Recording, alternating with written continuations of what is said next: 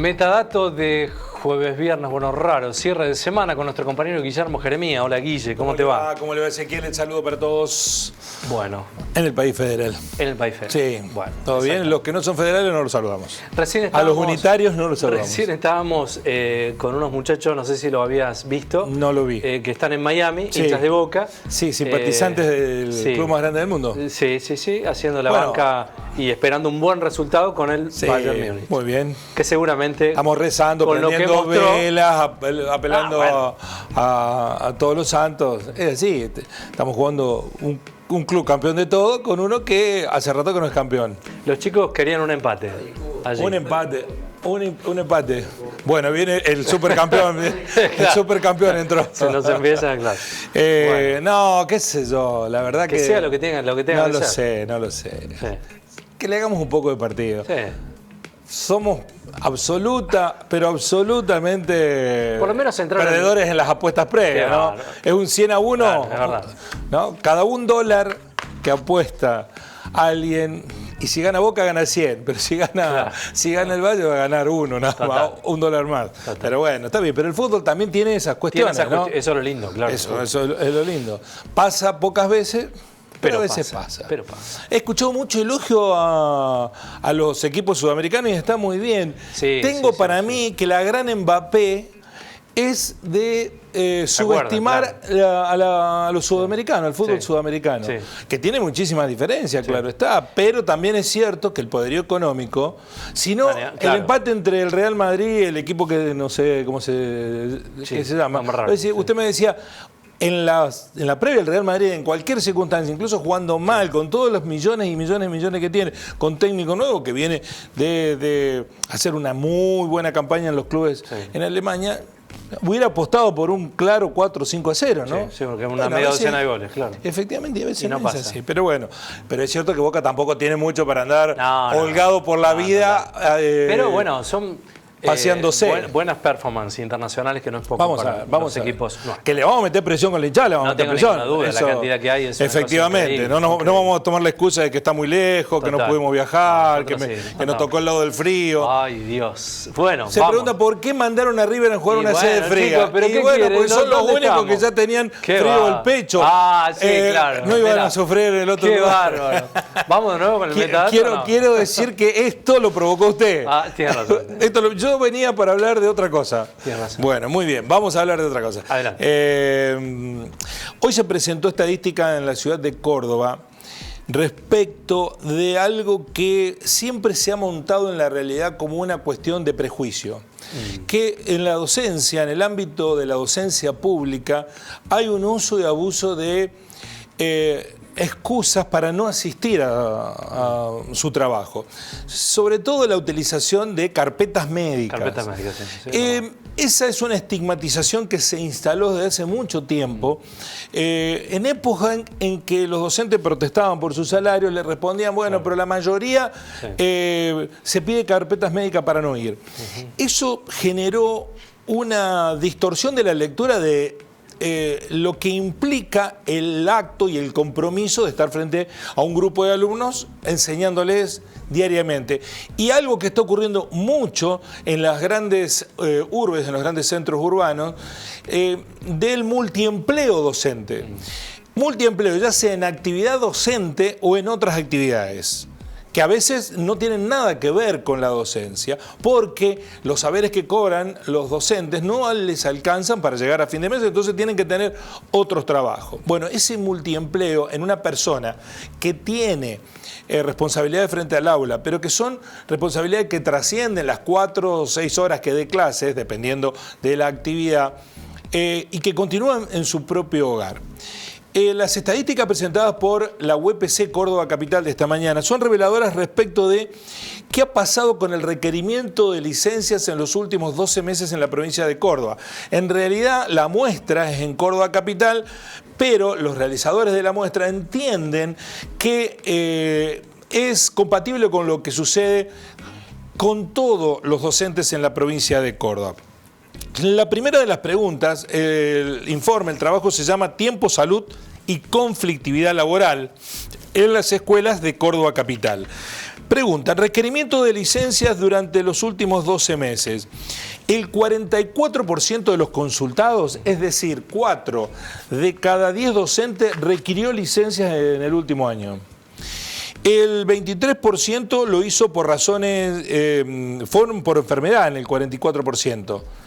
El 44% lo hizo por enfermedad de quienes requirieron licencia.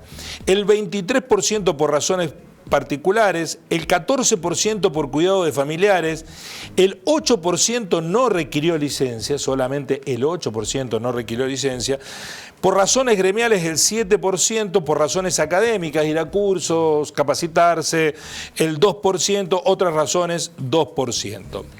Vamos a las enfermedades padecidas en los últimos 12 meses, que también pregunta el relevamiento. Recordemos, el 44% de quienes les solicitaron licencia, de los docentes que solicitaron licencia, lo hicieron por enfermedad. Bueno, ¿qué enfermedad?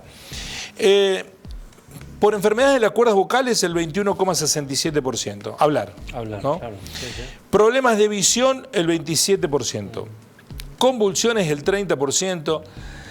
Molestias gastrointestinales, el 38%, casi el 39%. Afectaciones musculoarticulares, 40,36%. Y dolor de cabeza, el 60%. Wow. Las migrañas, el 60,40%.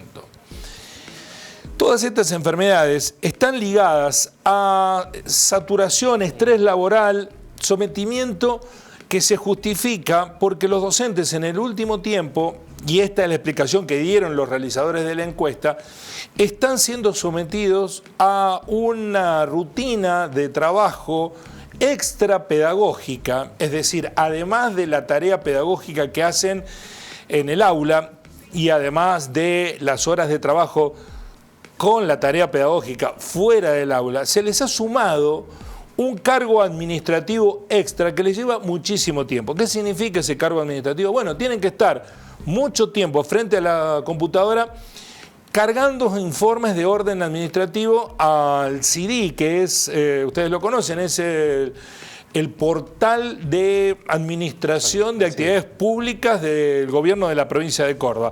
Todos los que tienen relación con el gobierno provincial tienen un portal que se llama, y tienen un CD, una cédula de identificación para hacer trámites de variada índole. También lo tienen los propios docentes. ¿Y qué actividades hoy desarrollan los docentes y qué peso tienen las actividades administrativas? Vamos a ver. Cuando le preguntaron distribución del uso del tiempo fuera del horario laboral. Olvídense del trabajo, lo que hacen fuera del horario laboral. El 25% del trabajo, 25,8%, hacen tareas de cuidado a otras personas, cuidan gente en sus hogares. Bien.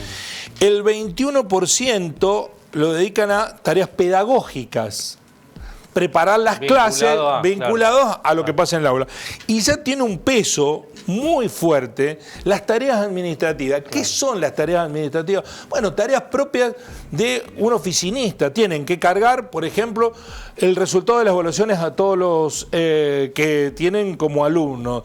Hacer informes permanentemente ligados con su rol docente frente al aula, que no tiene nada que ver con la tarea pedagógica, es administrativa, es informarle al gobierno lo que están haciendo. Esta tarea administrativa ya les lleva el 17,3% de su tiempo fuera del aula. Los traslados, ir a un punto a dar clase, volver a su casa o ir a otro punto, trasladarse, les lleva el 13,4%. Otros trabajos, el 10,7%. Cuando se refiere a otros trabajos, no son tareas en otros colegios dando clases, sino tareas que se complementan para poder llegar a fin de mes. ¿Y qué trabajos están realizando? Bueno, los propios gremialistas cordobeses lo explicaron. Algunos docentes están trabajando en sus propios vehículos como con las aplicaciones de transporte. Uber, Cabify, Didi, para poder completar sus ingresos. Otros están trabajando cuidando personas mayores en casas ajenas, en esos tiempos, para tener más recursos. Incluso en esta encuesta que relevaron 500 casos en Córdoba Capital, algunos docentes dijeron que además de dar clases y de todas las otras tareas administrativas, están limpiando casas. Qué locura. No las propias, las de otras familias para poder llegar a fin de mes. Solamente dedican el 6,5% al esparcimiento y el 4,7% a tareas comunitarias. Ayuda a trabajar en una vecinal, en una cooperativa, bueno, forma parte de una biblioteca. Este dato revela que los docentes en este tiempo, en la provincia de Córdoba, están sometidos a un estrés laboral que los está enfermando. Y los están enfermando, y aquí no hemos discutido, no hemos dicho ni una sola palabra de los salarios, ¿no? No hemos hablado de salario, estamos hablando de miseria, ¿no? La demanda que tiene un docente para poder, con su trabajo, llegar a fin de mes. Y esto, encima, es considerado muchas veces, se han hecho cada vez más rigurosos los controles de la enfermedad, con lo cual es muy difícil que salvo que haya una complicidad médica, pero a su vez hay auditores permanentes, ya no es que cualquier médico te dice, mirá, dame un certificado para faltar. Poneme el gancho. Claro, ya eso no ocurre porque hay auditores de esos médicos, es muy difícil. Puede haber algún caso. Sí, pero es un riesgo muy alto. Bueno, por supuesto. Puede haber algún caso. Antes se estigmatizaba a los docentes diciéndole esto, que había demasiadas carpetas médicas. Bueno, tal vez haya habido casos. Eso no hay que negarlo, pero no era una lógica que se imponía. Se la utilizó como factor estigmatizante para justificar no dar mejoras salariales. Bueno, esas mejoras salariales han deteriorado, que no llegaron, han deteriorado tanto la remuneración de los docentes, que los docentes se ven obligados a tener pluriempleo, más de un trabajo dando clases, o otros trabajos. Y además ahora tienen la carga administrativa que el propio Estado, sin pago a cambio, les ha dado y que ya le insume casi el 20% del tiempo que tienen fuera de las horas de dictado de clase. Traducción, nivelas para abajo el sistema educativo con esa carga horaria que uno tiene extra a las actividades que hace y la educación que requiere tanto componente intelectual, venís agotado, cansado, nivelas para abajo. En conclusión, también se baja la calidad educativa, ¿no? Ni hablar. Además, ¿qué pasa? ¿Qué está pasando? Muchos docentes, y esto lo cuentan hasta los propios alumnos a sus padres, están en el aula con los teléfonos celulares acomodando la vida suya fuera, cuando es lo peor que puede pasar. ¿Qué grado de concentración puede tener un docente que además de tener que atender los asuntos del aula, está atendiendo otros asuntos con su propio celular, demandado por la propia imposición del gobierno? Esto que no está en agenda de discusión, pareciera que lo único que se discute es el salario de los docentes, habla de un deterioro también de la calidad educativa que se traduce en ¿qué? En pésimos rendimientos, Ezequiel, de los alumnos.